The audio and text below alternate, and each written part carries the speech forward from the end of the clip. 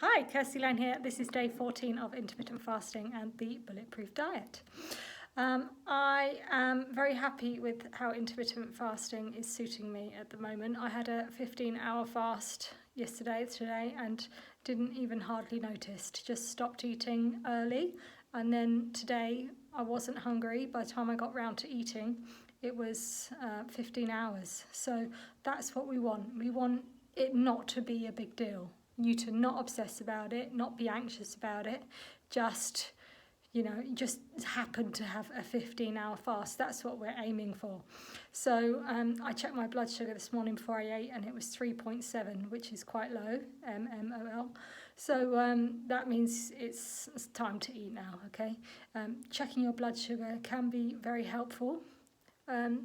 Just knowing that if you're checking it, and it's saying 4.7, for example, or 4.5, then you still have enough sugar going around your blood for you to be sustained, and it's just that your body hasn't got used to using it all up yet before it makes you hungry. So checking your blood sugar is a really, really good tool to help you along with your fast. Anything 4 and under is lowest time to eat, okay, I would say.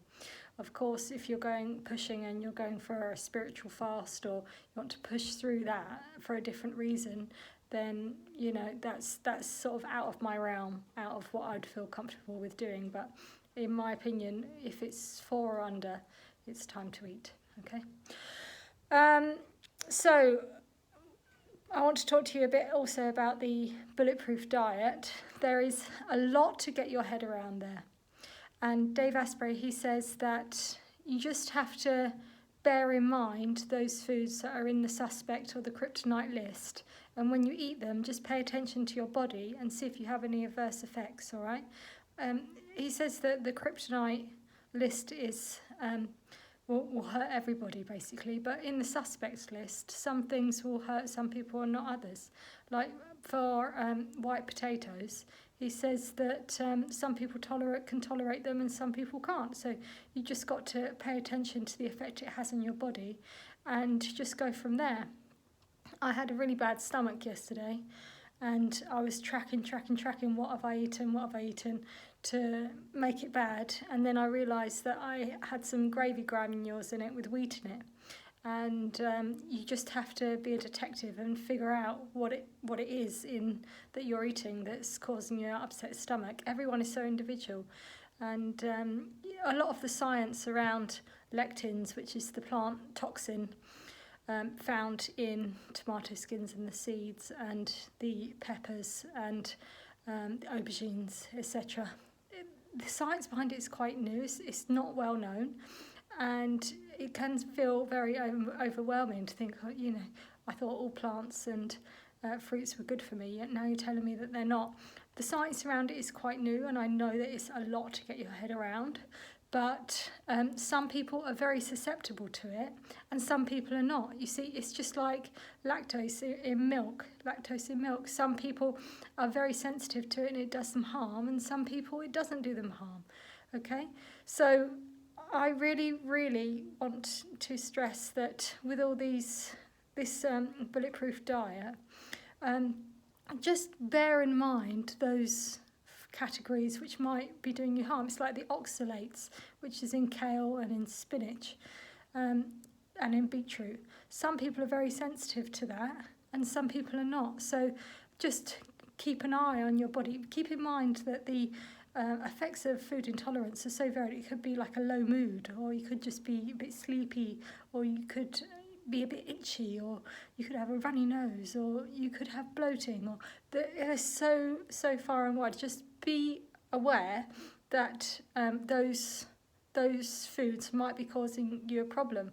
Okay, so it'd be good to just give them up for a short period of time, just to see how it affects your body, just to see if it makes you feel better or not. We've got to get over the fact that all fruits and vegetables are good for us, because it's not always the case, okay? With fruit, okay, a little bit of fruit is fine, but a lot of fruit has got tons of sugar in it, and if you have a high blood sugar, over a long period of time, it's very bad for your brain and for your body. So, you know, a little bit of fruit is okay, but I know with the Bulletproof Diet, there's so much to get your head around, but maybe you can just, if it's a bit too much, then just do, you know, 1 month maybe give up the nightshade vegetables with the lectins in it, like the tomato and the aubergine and the peppers, and then another month maybe give up the oxalates, which is the spinach and the kale and the beetroot, and maybe another month you can, you know, you can just be a bit flexible with it, and just notice that some of those foods on the suspect list and the kryptonite list, yeah, they really do some people harm, and you might be one of those people, you might not be one of those people, but it's just good to know that it might be what is upsetting your body. You know, the science is very new on this, and in 5-10 years time it's going to be a lot more well known, and there's going to be lots more research into this because it's like a hot topic. But I know it's a lot to get your head around, that maybe all plants aren't good for you. All right, so just don't think, oh, there's too much to do on the bulletproof list, so I'm not even going to bother. Just take whatever you can do. Just take the things that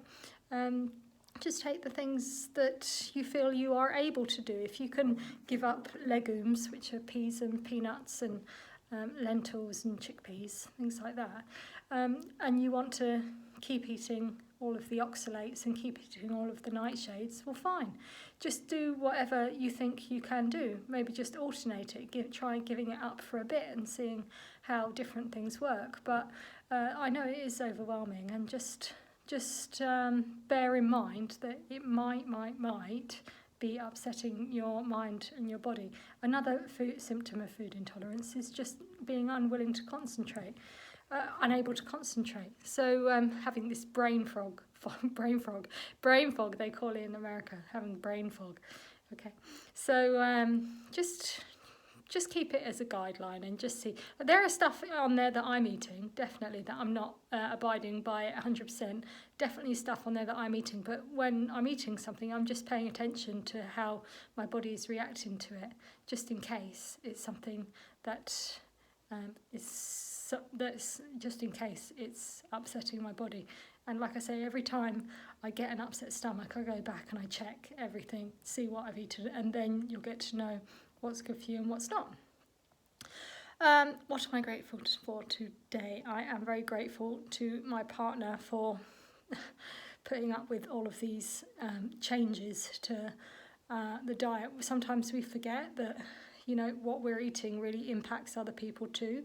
And if you've got someone a partner or a close friend or family who is, you know, very supportive and willing to eat with you and learn with you, and is even a little bit interested in how these foods can help or hinder you, then you're very lucky. And just maybe take a moment to tell them how appreciative you are and how much this new eating plan means to you, and really think that it can help in your health and make you happier and maybe make you stronger as a couple. And because sometimes we forget when we go on these diets, we forget that actually when we go on a diet, our partner and our family, or they are, and our close friends even, maybe they even have to go on a diet too, okay? So it's not just affecting us, and food is very emotional thing. Sometimes if you just say, oh, I'm going on a bulletproof diet, and you know, I can't eat legumes, you know, what's a legume? Can't eat legumes, and I can't eat tomatoes, and I can't eat spinach and stuff. So you can leave people feeling very confused and overwhelmed, and a bit like, well, you know, well, you're on a diet, but then so am I on a diet, and what do I feel about it? You know, have you asked me what I feel about it? So sometimes we can overlook our people closest to us. So I would just say, check in with them, and if they are being supportive, I'm very grateful to my partner for being supportive in these changes. I was just doing a 4-month keto diet. He was eating keto a lot of the time. So very, very grateful to him for putting up with it. I know it's a big ask. So if someone is coming along with you on this journey and they are open-minded enough, just thank them and let them know that you really appreciate them and it means a lot to you, because in that way, the more support you get with your healthy eating, the more likely you are to continue it. And if your partner's always trying to drag you down, then, positive reinforcement, basically. Telling people how great they're doing is a lot. I used to be a high school teacher. Positive reinforcement, telling people how great they're doing and how appreciative you are of what an amazing job they're doing and how lucky you are is so much, is much better. It gets much better results than saying, oh, you're not interested in what I'm eating and you don't care about my health. And you're much more likely to get positive results by being positive about the person and just saying, I'm really impressed with how much you're supporting me, and I really think it's great that you're taking the time and the effort to help me out, and etc. Right, that's good psychology. It can go a long way. Okay, like and subscribe. Goodbye.